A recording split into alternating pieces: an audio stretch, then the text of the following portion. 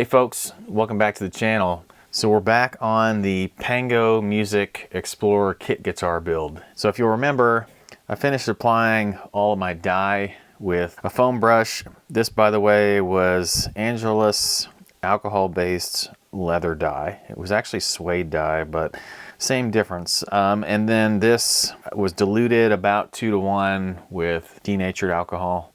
After the dilution, I got the color that I wanted. I wiped everything on.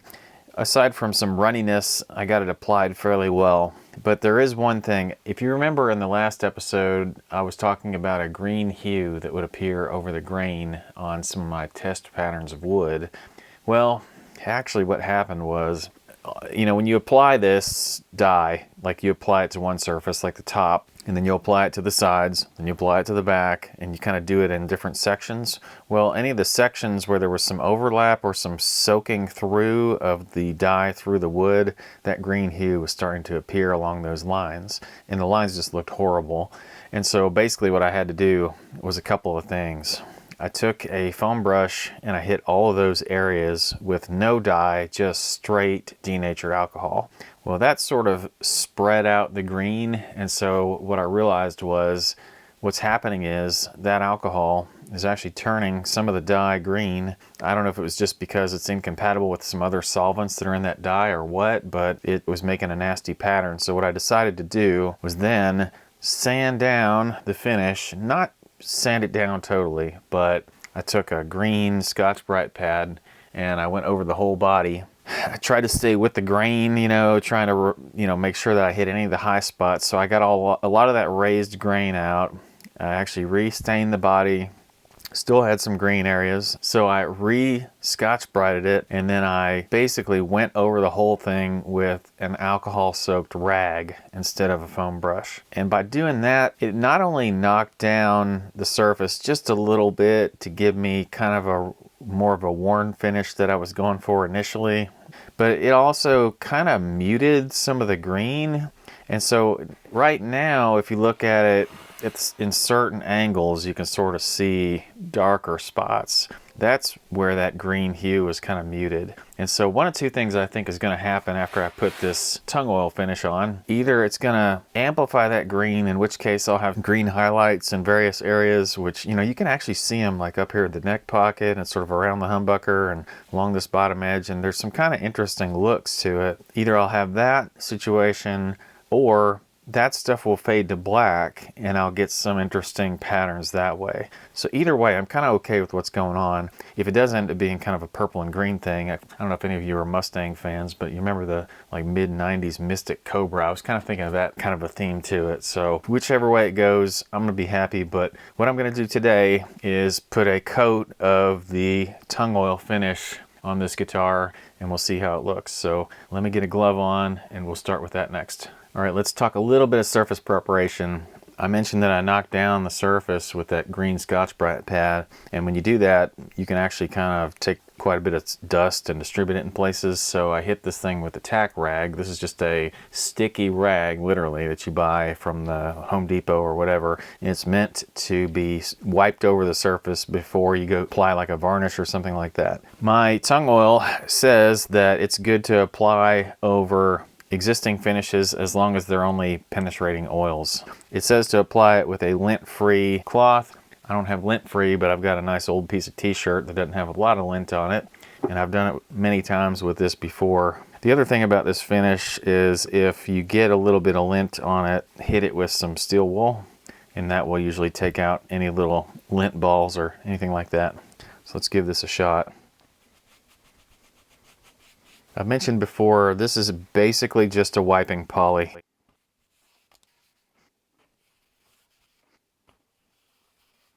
Now this first coat can go on a little bit thicker than subsequent coats because it's going to actually seal the wood, and it soaks in quite a bit, and it will dry a lot faster than the next coats. The coats actually take about 12 hours to dry, but this first coat won't take that long.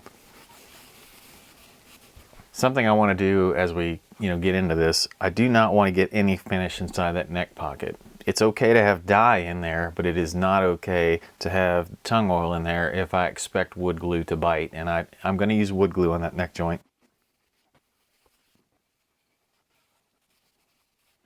All right, well, a little goes a long way on this kind of stuff. I'm really excited with the way that the burl that was kind of missing is now returning a little bit to the surface. I've got to wait 12 hours for this to dry, so I'm going to put another coat on in the morning, but I'm going to do it on the back side first before I recoat the front. Skipping ahead a little bit, you saw the application of the first coat on the top. So what I've done now is just gone back and I've got multiple coats on this top here. I've actually got some coats on the back and the sides, but this is kind of what it looks like after it's had a chance to dry. It's got a lot less of that Barney look to it, you know, that purple color. It definitely looks more red wine now, and that's really what I was kind of going after. It looks almost like a dark walnut or something. It's so brown and dark at the same time, and there's none of that weird green streaking that I was seeing in the dye. Here's the back. The back's a little duller because it doesn't have quite as many coats on it, and I have to buff it still. But let me show you the process of buffing between coats. So probably 1 to 2 coats of that tung oil is all you want to put on before you actually sand.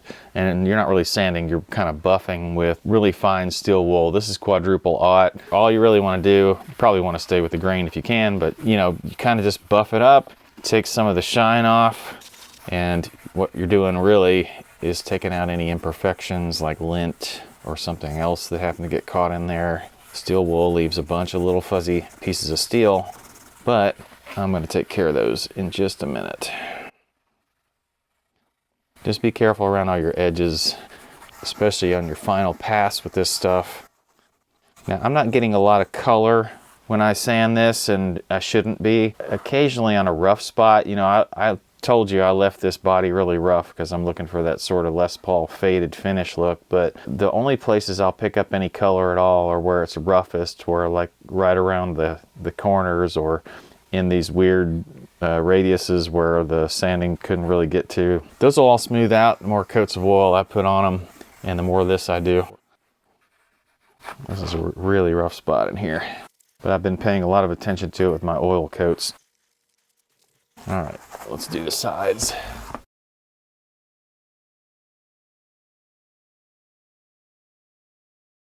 So overall, you can see I don't have that much color that comes up when I do this. It's a little bit, and some of this was on here previously from previous sanding, but it's really at this point just knocking down the surface of that oil and really kind of getting out any of the lint or other imperfections. You can see I've got a lot of dust on here from the steel wool, so I'm going to take care of that now. So basically what I do for that, I'm going to knock most of it off just by hand into my little tray here that I've got. Then I'll vacuum out my tray, and then I'll shoot my body with an air compressor all over it, and that takes care of any of the little things that are still on it, and I'll be ready for the next coat. All right, I've blown this thing off, and the last thing I'll do just before I do any kind of finish on it is just to give it a quick little wipe with a microfiber towel, just to make sure I got all the little stuck steel wool shards or fragments off of there. And she's ready to recoat now. I'll show you the process of the recoating, but I do want to show you one thing first. I've kind of moved on to working on the neck. So one thing I did was drop the neck into the neck pocket, and I went ahead and masked off the area that I don't want coated with any kind of oil or finish or anything like that. And I've also got a little test piece going to see what it would look like to make this headstock white with a sort of black logo, black truss rod cover, black tuners on it, and see how that would look. Just playing with that look as an alternative to the standard black boring headstock. I'm going to coat this thing with oil now. And in the earlier coats, it took a lot more of this stuff, but you don't have to have a whole lot on there. It'll go kind of a long way on the later coats like this. And I will try to get like a wrap around the sides as I do the top, but at some point I'm actually going to have to address the sides specifically.